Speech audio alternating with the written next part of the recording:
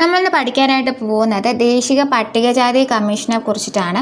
അപ്പോൾ ദേശീയ പട്ടികജാതി കമ്മീഷൻ ഒരു ഭരണഘടനാ സ്ഥാപനമാണ്. അപ്പോൾ ദേശീയ പട്ടികജാതി കമ്മീഷൻ ഒരു ഭരണഘടനാ സ്ഥാപനമാണ്. അതൊരു ക്വാസി ജുഡീഷ്യൽ സ്ഥാപനം കൂടിയാണ്. അപ്പോൾ ഒരു ഭരണഘടനാ സ്ഥാപനവും ഒരു ക്വാസി ജുഡീഷ്യൽ സ്ഥാപനം കൂടിയാണെന്ന് കൂടി ഓർത്തിരിക്കുക. ഇന്ത്യൻ ഭരണഘടനയിൽ പട്ടികജാതി കമ്മീഷനുമായി ബന്ധപ്പെട്ട ആർട്ടിക്കിൾ 338 ആണ്. ആർട്ടിക്കിൾ 338 പട്ടികജാതി കമ്മീഷനുമായി ബന്ധപ്പെട്ട ആർട്ടിക്കിൾ 338 ആണ്. ഈ ആർട്ടിക്കിൾ 338 പ്രകാരം രാജ്യത്തെ SC/ST വിഭാഗക്കാരുടെ ക്ഷേമത്തിനായി ഒരു സ്പെഷ്യൽ ഓഫീസർ നിയമിക്കണം. അപ്പോൾ എന്താണ് ആർട്ടിക്കിൾ 338 പറയുന്നത്?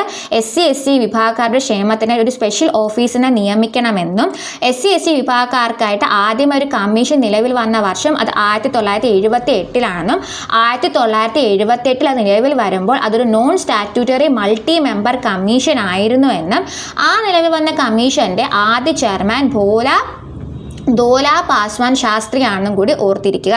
അതോടൊപ്പം ഈ 1978 ആദ്യമായിട്ട് 338 ആർട്ടിക്കിൾ പ്രകാരം ആ ഒരു കമ്മീഷൻ നിലവിൽ വന്നിട്ടുണ്ടാകും. ഈ ഒരു നിലവിൽ വന്ന കമ്മീഷനെ പട്ടികജാതി പട്ടികവർഗ കമ്മീഷൻ എന്ന് പുനഃനാമകരണം ചെയ്തിട്ടുണ്ടായിരുന്നു 1987. അപ്പോൾ 1978 നിലവിൽ വരികയും 1988 അതിനെ നെയിം ചേഞ്ച് ചെയ്യുകയും ചെയ്തിട്ടുണ്ടായിരുന്നു. ഇനി ഓർക്കേണ്ടത് കുറച്ചധികം ഭരണഘടനാ ഭേദഗതികളാണ്.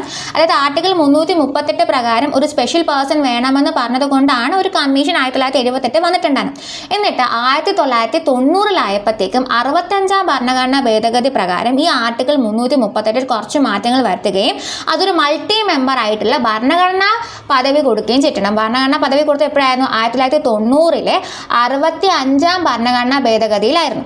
എന്നിട്ട് ഇത് പ്രകാരം 1992 മാർച്ച് 12 ഒരു പട്ടികജാതി പട്ടികവർഗ കമ്മീഷൻ ഒരു ഭരണഘടനാ പദവിയിലോട്ട് വരികയും അപ്പോൾ ശ്രീ രാംധൻ ആയിരുന്നു അപ്പോഴത്തെ ചെയർമാനായിട്ട് വരികയും ചെയ്തിട്ടുണ്ട്. അപ്പോൾ ഓർക്കേണ്ട കാര്യം 1990 65 ഭരണഘടനാ ഭേദഗതി പ്രകാരം ആർട്ടിക്കിൾ 338 ഭേദഗതി വരുത്തുകയും അതൊരു ഭരണഘടനാ സ്ഥാപനമായിട്ട് മാറുകയും അത് പ്രകാരം അത് 1992 മാർച്ച് 12 നിലവിൽ വരികയും അതിൽ ആദ്യത്തെ ചെയർമാൻ ശ്രീ രാംധനുമായിരുന്ന കാര്യം ഓർത്തിരിക്കുക.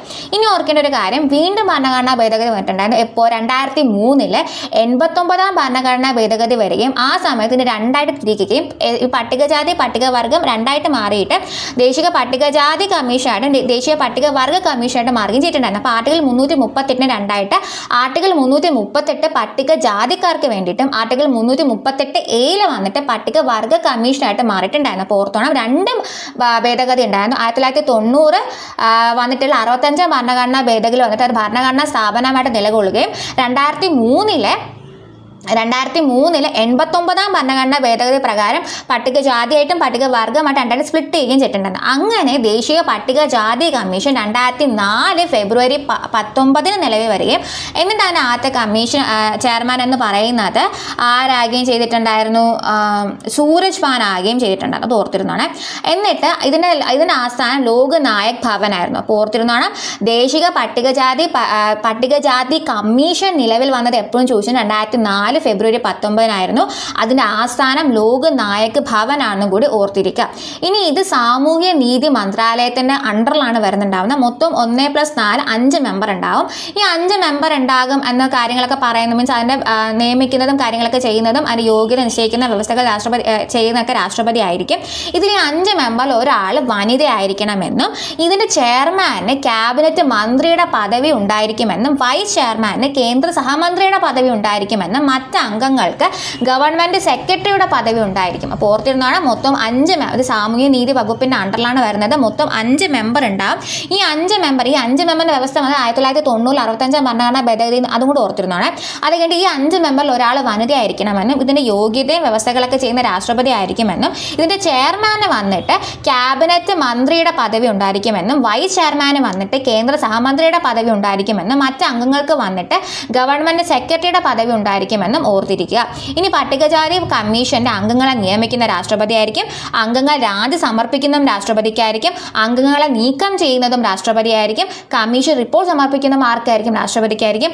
3 വർഷമാണ് ഇവരുടെ കാലാവധി. പിന്നെ ബാക്കി രാഷ്ട്രപതി തീരുമാനിക്കുക. 3 വർഷമായിരിക്കും. പിന്നെ ഒരാളെ 2 പ്രാവശ്യത്തിൽ കൂടുതൽ നിയമനം ചെയ്യാൻ സാധിക്കുകയില്ല. നമ്മൾ പറഞ്ഞില്ലേ, ഇതൊരു ഭരണഘടനാ സ്ഥാപനം, ഒരു ക്വാസി ജുഡീഷ്യൽ സ്ഥാപനമാണെന്ന് പറഞ്ഞു. അപ്പോൾ എന്തുകൊണ്ട് ഇത് ക്വാസി ജുഡീഷ്യൽ സ്ഥാപനമായിട്ട് വന്നു? കാര്യം ഇതിന് വന്നിട്ട് ഒരു സിവിൽ കോടതിയുടെ ഈ ഒരു പട്ടികജാതി കമ്മീഷന് വന്നിട്ട് ഒരു സിവിൽ കോടതിയുടെ അധികാരമുണ്ട്. അതുകൊണ്ടാണ് ഇതിനെ നമ്മൾ ഒരു ക്വാസി ജുഡീഷ്യൽ സ്ഥാപനം എന്നുകൂടി പറയുന്നത്. ഇനി ഇതിൻ്റെ ആദ്യത്തെ ചെയർമാൻ സൂരജ് ഭാനാണ്. ഓർത്തിരുന്നോണം, ഇതിൻ്റെ ആദ്യത്തെ ചെയർമാൻ ആരാണ്? സൂരജ് ഭാൻ. നിങ്ങൾ 3 ചെയർമാൻ്റെ ആദ്യം പറഞ്ഞു. ആദ്യമേ 1978 നിലവിൽ വരുമ്പോൾ ഇതിൻ്റെ ചെയർമാൻ എന്ന് പറയുന്നത് ആരായിരുന്നു? ധോല പാസ്വാൻ ശാസ്ത്രി ആയിരുന്നു. പിന്നീട് ഇതിൻ്റെ ഭരണഘടനാ സ്ഥാപനമായി അംഗീകരിച്ചതിന് ശേഷം വന്നിട്ടുള്ള ചെയർമാൻ ആരായിരുന്നു? ശ്രീ രാംധൻ ആയിരുന്നു. പിന്നീട് ഈ 2003 89 ഭരണഘടനാ ഭേദഗതി പ്രകാരം ഇതൊരു പട്ടികജാതി കമ്മീഷണർ നിലവിൽ വന്നതിന് ശേഷം വന്നിട്ട് നമ്മൾ പഠിക്കേണ്ടതും ഇമ്പോർട്ടൻ്റ് ആയിട്ട് ഓർത്തിരിക്കേണ്ടതും ആര് തന്നെയാണ്? സൂരജ് ഭാനാണ് ഓർത്തിരിക്കുക. അത് കഴിഞ്ഞിട്ട് 2 തവണ കൂടുതൽ വരാൻ പറ്റില്ലല്ലോ. അപ്പോൾ 2 തവണ ചെയർമാനായിട്ട് ആയ വ്യക്തി PL പൂനിയാണെന്ന് ഓർത്തിരിക്കുക. ഇപ്പോൾ വന്നിട്ട് കിഷോർ മക്വാന ആണ് ചെയർമാൻ എന്ന് പറയുന്നത്. അതും 6ാമത്തെ ചെയർമാനാണ് കിഷോർ മക്വാന.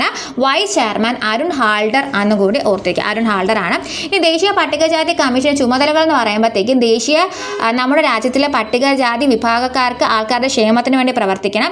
ആംഗ്ലോ ഇന്ത്യക്കാരുടെ പരിരക്ഷയാണ്. ഓർക്കേണ്ട ഒരു കാര്യം, 2018 102ാം ഭേദഗതി വന്നിട്ടുണ്ടായിരുന്നു. അത് മുമ്പ് വരെ OBC-ക്കാർ ഈ പട്ടികജാതി കമ്മീഷനിൽ വന്നിട്ടുണ്ടായിരുന്നത്. പിന്നീട് ഈ 2018 102ാം ഭരണഘടനാ ഭേദഗതി ഇവരെ നമ്മളെ മാറ്റിയിട്ടുണ്ടായിരുന്നു. അപ്പോൾ അത് ഓർത്തോ, 2018 102ാം ഭേദഗതി കൂടെ ഓർത്തിരിക്കാം.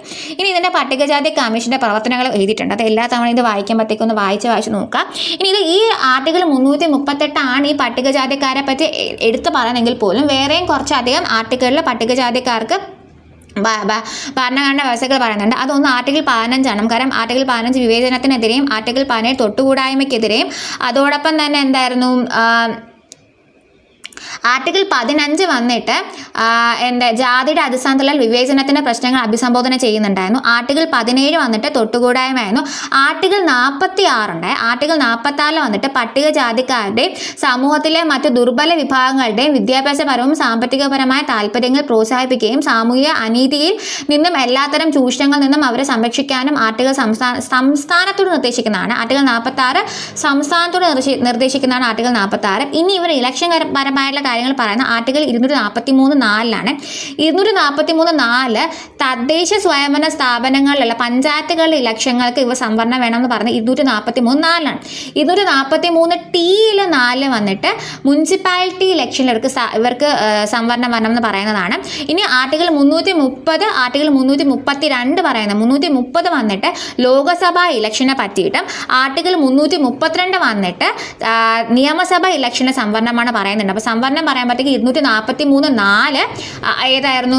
തദ്ദേശ സ്വയംഭരണ സ്ഥാപനങ്ങൾ തിരഞ്ഞെടുപ്പിൽ സംവരണത്തിനെ പറ്റി പറയുന്നതാണ്. 243(T)(4) മുനിസിപ്പാലിറ്റി ആയിരുന്നു.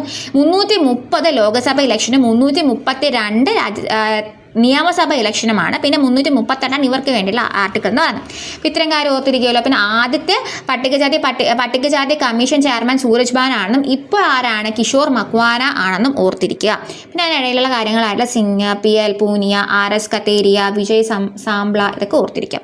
ഓക്കെ, ഇത്രയുമാണ് പട്ടികജാതി കമ്മീഷൻ, ദേശീയ പട്ടികജാതി കമ്മീഷനിൽ പഠിക്കാനുള്ള. ഓർത്തിരിക്കുക 3 വർഷമാണ് കാലാവധി. 1+4 ആയിട്ടുള്ള 5 അംഗങ്ങളുണ്ട്. 1 അംഗം വനിതയായിരിക്കണം. കാര്യങ്ങളൊക്കെ ഓർത്തിരിക്കാം. ഓക്കെ.